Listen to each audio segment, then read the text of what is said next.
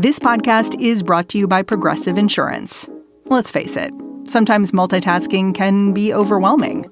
Like when your favorite podcast is playing and the person next to you is talking and your car fan is blasting, all while you're trying to find the perfect parking spot. But then again, sometimes multitasking is easy, like quoting with Progressive Insurance. They do the hard work of comparing rates so you can find a great rate that works for you, even if it's not with them. Give their nifty comparison tool a try, and you might just find getting the rate and coverage you deserve is easy.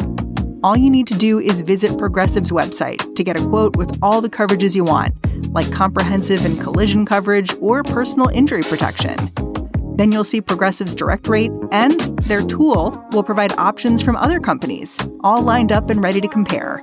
So it's simple to choose the rate and coverages you like. Press play on comparing auto rates.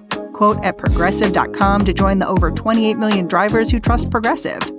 Progressive Casualty Insurance Company and Affiliates. Comparison rates not available in all states and situations. Prices vary based on how you buy.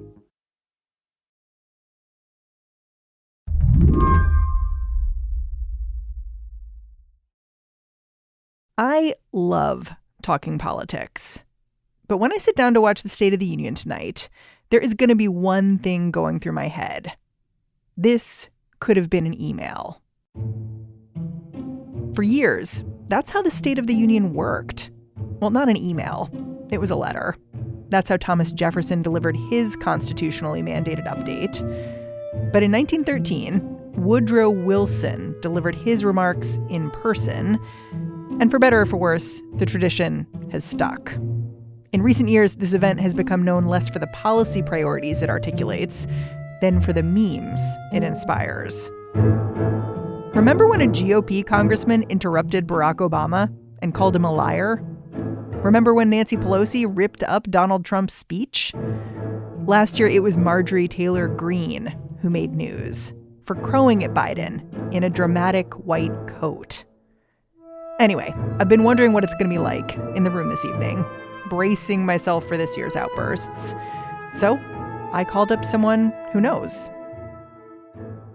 Do you look forward to a night like this or like dread it?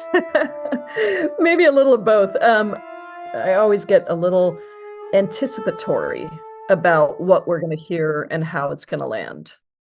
Pramila Jayapal represents Washington State. She is also the leader of Congress's Progressive Caucus. I really looked forward to it when we had all three chambers because I knew it was going to be a preview of all the incredible things that we were going to try to get done. It was a display of force. Correct. This year, as much as Joe Biden might want to put on a display of force, he is facing stiff headwinds on Capitol Hill.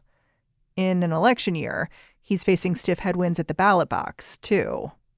If you look at the polling, part of the president's problem is that he seems to be losing young people, progressives, exactly the kind of people in Representative Jayapal's caucus. So ahead of tonight, she's been working behind the scenes to shape what Biden's got to say. You know, we have been corresponding with the White House, and I hope that some of the things that we're pushing for get in to the speech. That's always a question, but it's about our proposition agenda, right? We always talk about the opposition agenda, which is we're better than Trump, but we also have all these things that we want to do, things that we already accomplished, but also things that we want to do, our proposition agenda. And I'm really looking forward to hearing the president kind of inspire us. You seem optimistic about this speech. I'm always optimistic. I don't think you can be in politics and not be an optimist, and certainly not, a leader of the Progressive Caucus.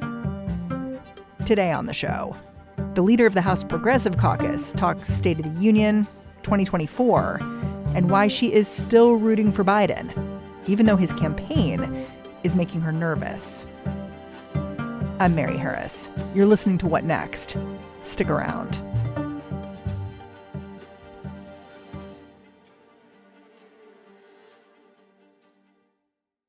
This episode is brought to you by Discover. When it comes to your finances, Discover wants you to know they are the credit card that is always there for you. With 24/7 U.S.-based live customer service, everyone has the option to talk to a real person anytime, day or night. Yep, that means no more waiting for, quote, normal business hours just to get a hold of someone. We are talking real service from real people whenever you need it. Get the customer service you deserve with Discover. Limitations apply. See terms at discover.com/creditcard. This episode is brought to you by SAP. First, the bad news. SAP Business AI will not help you generate cubist versions of your family's holiday photos, but it will help you understand which supplier is best to help you roll out your plant-based packaging in Southeast Asia, or identify the training your junior project manager needs to rise up the ranks, or automate repetitive tasks while you focus on big innovations. So you can be ready for the next opportunity. Revolutionary technology, real-world results. That's SAP Business AI. I want to talk about exactly what you want the president to say tonight, but I want to start by asking about this thing you've been saying in interviews, because I've been reading interviews you've given in the last little bit of time. You're an unequivocal, enthusiastic supporter of Joe Biden, but you've also said very clearly that you think at this point, right now, the Biden coalition has fractured. And to me, that's notable because when Joe Biden came into office, you were very clear and gave him a lot of praise for bringing together progressives and moderates, getting them all at the same table, and really pushing through some things that made you quite optimistic about his presidency. When did you begin to see this fracturing you're talking about now? And what was the issue that to you made it clear the fracturing was happening? There was definitely a shift in the third year of his presidency when we lost the House. And when we started to move towards the presidential election, there was a change in staffing, obviously, and a lot of the strong progressives that were throughout the administration had done an amazing job for the first 2 years. We got a lot accomplished and they left. So there were new relationships to be formed. That was part of it. But I really think that the bigger issues emerged in the aftermath of the October 7th attacks on Israel, and then the corresponding posture that President Biden took towards Israel with unconditional support. And as the humanitarian crisis continued, I was early to call for a ceasefire because I saw what was happening, and I saw that Netanyahu had literally stood against a two-state solution. So I do think that was the beginning. And I am, still supporting the president. And I think his economic agenda is important. But I also am not shy about making it clear that we cannot expect that progressives are just going to turn out because Donald Trump is worse. Well, and of course, we just saw the result in Michigan, where 100,000 plus people turned out to vote uncommitted rather than vote for Joe Biden. Exactly. And it was a significant vote because it was organized around what is happening in Gaza. And I think what I've tried to explain to the White House over and over again is that this is an issue of deep moral consequence because people really believe at the core that this is untenable for the United States to be complicit in this war. We are the largest funder of military aid to Israel. 83% of the bombs that have been dropped in Gaza are U.S. bombs. This is military aid we are providing to Israel, and yet we're airdropping 38,000 meals into Gaza when there's 500,000 people starving because Israel won't allow humanitarian aid to go through the border. So we could lose this election over Democrats and the president's position on what is happening in Gaza. And I think there needs to be a dramatic policy shift. I believe we can still win, but I think it's got to come soon. And then I think there's got to be a very deliberate effort to respect where progressives are, to reach out to people and to really build the kind of relationships that we had to build in the coalition we had to build for 2020. That doesn't come just by saying to people, well, you just should know better and you should vote for Joe Biden over Donald Trump. That's not how it works. Yeah, you and I are speaking Monday, March 4th. Just this weekend, Vice President Kamala Harris gave a speech in Selma, Alabama, to mark the 59th anniversary of the Bloody Sunday civil rights attacks. When she spoke, she called for a ceasefire. Was that the beginning of the moral clarity that you're looking for? Like, to me, it felt like the administration's soft launching tougher language when it comes to Israel. That's how I saw it too. And the immediate ceasefire, I mean, she didn't just say ceasefire, she said immediate ceasefire, which was a big change. And I think that it is the beginning of a shift. And this has not happened before from the administration. It was good, strong language. Now we need to back it up with a policy shift, because again, rhetoric is one thing, but we are continuing to fund this aid, and I don't believe we should be providing any more offensive military aid to Israel. I believe we need to now be pushing Israel to put at the forefront aid into Gaza, reconstruction in Gaza, returning of the hostages, and most importantly, an actual plan, perhaps with new leadership from both Palestinians and Israelis, so that we can get to a long-term peace settlement for both Palestinians and Israelis. You've talked about this fracturing of the Democratic coalition. I do wonder a little bit whether calling for a ceasefire full-throatedly might alienate a different corner of the Democratic coalition, different than the progressive corner. And I say that because, I went to Thanksgiving. I sat next to a relative who would deeply disagree with you on the Israel issue. She'd argue that Israel has a right to defend itself in Gaza, and she's an incredibly strong Democrat. What do you tell voters like that? Well, I think we all agree Israel had a right to defend itself. One of the hardest things for me, one of the saddest things for me, is that there was so much unity and support for Israel in the days and the moments after October 7th. I think it was... She would disagree with you on that. She would say there wasn't enough speaking out for Israeli Jews in the wake. Well, I think it's very difficult to speak to 100% of people on this issue because people do have very strong feelings. But the support for a ceasefire has just continued to increase as people have seen what is happening in Gaza. I mean, 30,000 people have been killed and 21,000 of them are women and children. We have babies who are dying of starvation, 15 just in the last couple of days. I think that most people who are looking at this are seeing that this is not, even if the only thing you cared about was security. And I've talked to a lot of my Jewish friends who are in the same place. In fact, Zionists who are very strongly in support of security for Israel, but don't see the path that we're on producing that. Even some of the hostage families are saying, we need a ceasefire so we can get out the hostages. The only time we've ever had hostages released, well, largely, has been during the last temporary ceasefire. I think there are Israelis and Palestinians and Americans from both diaspora communities who want to work towards peace for both people, who care about both people.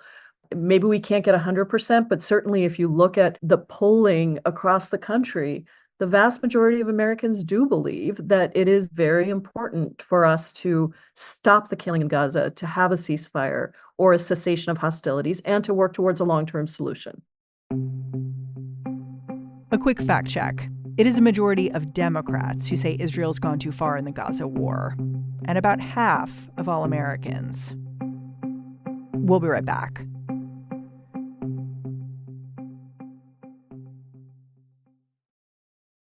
This episode is brought to you by Discover. When it comes to your finances, Discover wants you to know they are the credit card that is always there for you. With 24/7 U.S.-based live customer service, everyone has the option to talk to a real person anytime, day or night. Yep, that means no more waiting for, quote, normal business hours just to get a hold of someone. We are talking real service from real people whenever you need it. Get the customer service you deserve with Discover. Limitations apply. See terms at discover.com/creditcard. This podcast is brought to you by Progressive Insurance.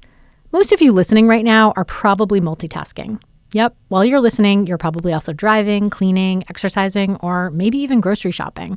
But if you're not some kind of moving vehicle, there's something else you can be doing right now. Getting an auto quote from Progressive Insurance. It's easy, and you could save money by doing it right from your phone. Drivers who save by switching to Progressive save nearly $750 on average, and auto customers qualify for an average of 7 discounts. Discounts for having multiple vehicles on your policy, being a homeowner, and more. So, just like your favorite podcast, Progressive will be with you 24/7, 365 days a year, so you're protected no matter what. Multitask right now. Quote your car insurance at Progressive.com to join over 28 million drivers who trust Progressive. Progressive Casualty Insurance Company and Affiliates. National average 12-month savings of $744 by new customers surveyed who saved with Progressive between June 2022 and May 2023.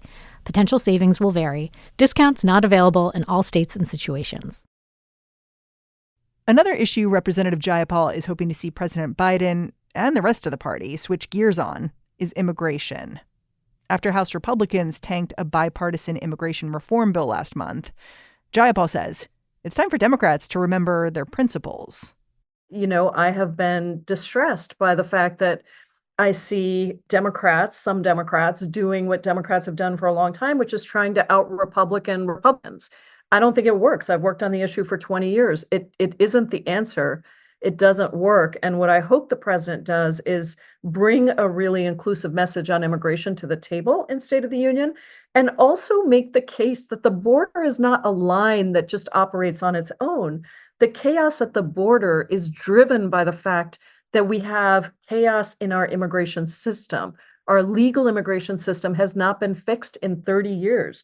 And we need to make the connection for Americans between those two things and make the case for the fact that Republicans continue to block us from doing the kinds of reforms that would actually bring not only security to the border, but also would help our economy thrive, help our families thrive, and help our country thrive. It's interesting to me you're talking about immigration because, of course, in the Senate, Democrats and Republicans spent a long time negotiating a deal on immigration that was shut down when Donald Trump said, we can't give Joe Biden a win. This is an election year. But a lot of progressives were really upset by the kind of negotiating that was taking place in the Senate and the kind of things that were coming out of that deal. But then there were other people saying, well, this is good politics because now we can say the Republicans shut us down. We would have come to you. We would have given you aggressive stances on the border. At one point, Joe Biden talked about shutting the border down. What do you make of that gamble?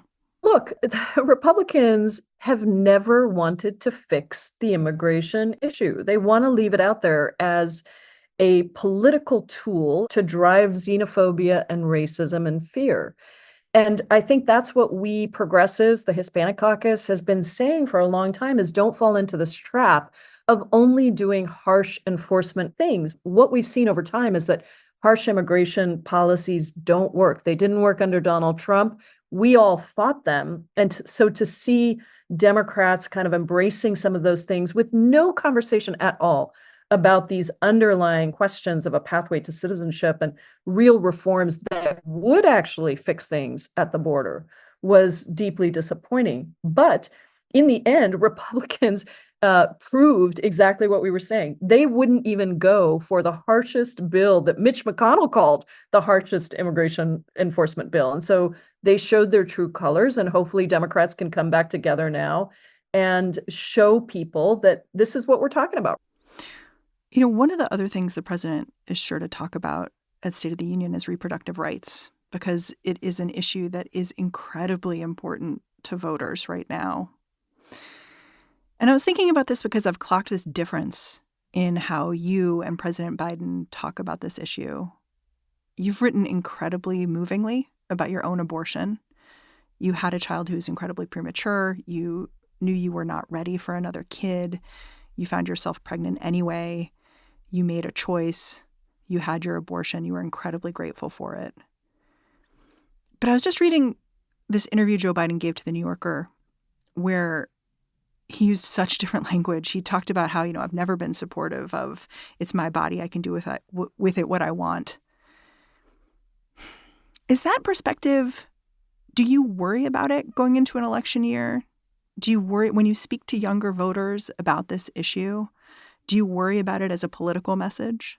Well, I think that Joe Biden has walked a journey on the issue of abortion. I mean, obviously, his own religion and his own religious beliefs are really important here. But I also think he has understood that the right to make choices about our own bodies is not just about our own choices. It's also about economic opportunities. It's also about freedom. It's also about the state's role in our bedrooms. But I've heard some frustrated young voters basically throw up their hands and say it doesn't matter how I vote in November or if I vote in November, because right now, if I'm in Texas, I can't get the health care I need, and Joe Biden isn't able to change that. Like, Joe Biden talks about passing legislation that would codify Roe v. Wade, but doing that would involve abolishing the filibuster, which I know you approve of, but it's something that a lot of people in the Senate have resisted, and Joe Biden has too. So the question becomes, why does it matter? Like, when you're faced with a voter like that, how do you reach them? Well, I've said that, look, we have to change not just the rulers, the people who are in office, but we also have to change the rules. I mean, we have rules that we're stuck with, and the filibuster is one of them. Joe Biden has said that he would be supportive of reforming the filibuster so that we can codify abortion rights, so that we can codify voting rights. I think we need to get rid of it completely, but I think we need at least 50 votes in the Senate. And right now, we theoretically have 48. Of course, a lot of Democrats who might be hiding behind two particular senators who came out and said they don't believe in getting rid of the filibuster. But let's try to get a majority of 51 or 52 in the Senate. And then let's change the rules, because it's very frustrating for people who, we've said to them, give us majorities in the Senate and the House and the White House, and we'll do all these things, when the reality is the filibuster is a Jim Crow legacy rule that stops us from doing so many things that not just young voters, but voters across this country want. We have to show young people the path, because they're so tired of hearing us say that we're going to do all these things, but not talking to them about how we're going to do them. And I think if we explain to people that we need at least a 51, 52 vote majority in the Senate, and that we are going to demand of our senators that they get rid of the filibuster so that we can do all these things, that is a pathway, but we've got to lay it out for people. We can't just say, trust us, we're going to get it done, because, hey, they've trusted us and we haven't explained to them that the rules don't allow it. We've talked a bit about this fractured Democratic coalition that you feel like you're staring at right now. When will you know that that coalition is coming back together again? I think it's really a feeling of momentum on the ground, of an ability to hear and listen to what we want to get done in the next, round, and what we have gotten done. I am a very intuitive person in politics. Back in 2016, when everyone thought that Hillary Clinton was going to win, and my husband said to me, "Oh, Donald Trump, this is probably good that he's in the race, because it means Democrats will win." And I was pretty alone in saying he is using xenophobia, racism, sexism, and I think he's going to win. You mean like he's using the greatest hits? Yeah. Yeah. And I'm a woman of color. I know exactly what this looks like. So I predicted that he was going to win. And unfortunately, I was right. I think this time around, what I feel over the last couple of months, and I've shared this with the White House, is I am seeing that fracturing on the ground, the same kind of thing that I was feeling in 2016, because I couldn't feel the energy of our progressive base. And I think Democrats for too long have focused on a swing voter that they define as the independent, white, suburban woman. She is extremely important. We need her.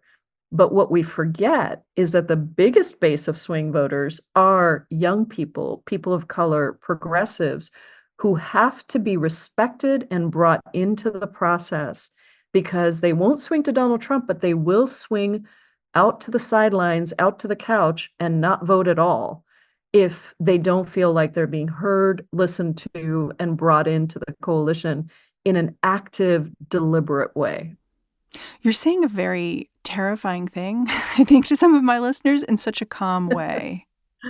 Yeah. Well, it is terrifying, I think. Donald Trump is terrifying. I lived through that first term. I was elected the same night that Donald Trump was elected, and I remember just speaking at my first event as a congresswoman-elect the morning after, in front of weeping people at our city hall, and trying to hold things together for people, to give hope and to allow people to feel like their voices still mattered.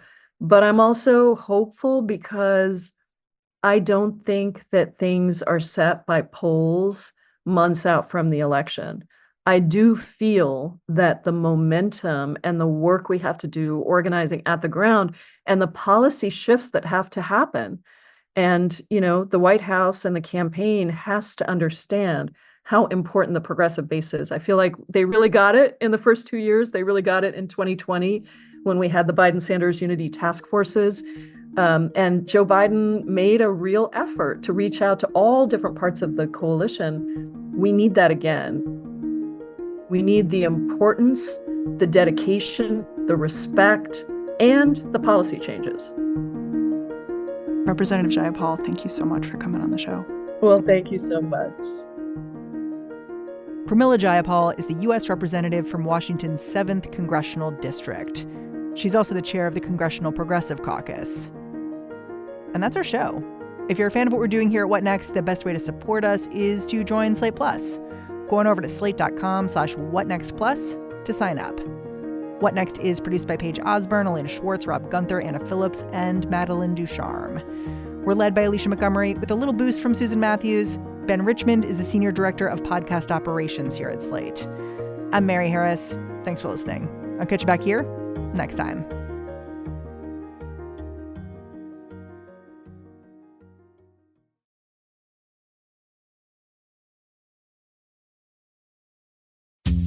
I'm Dahlia Lithwick, and I'm host of Amicus, Slate's podcast about the law and the U.S. Supreme Court. We are shifting into high gear, coming at you weekly with the context you need to understand the rapidly changing legal landscape.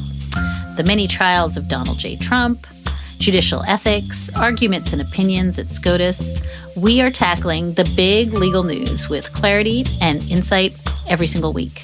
New Amicus episodes every Saturday, wherever you listen.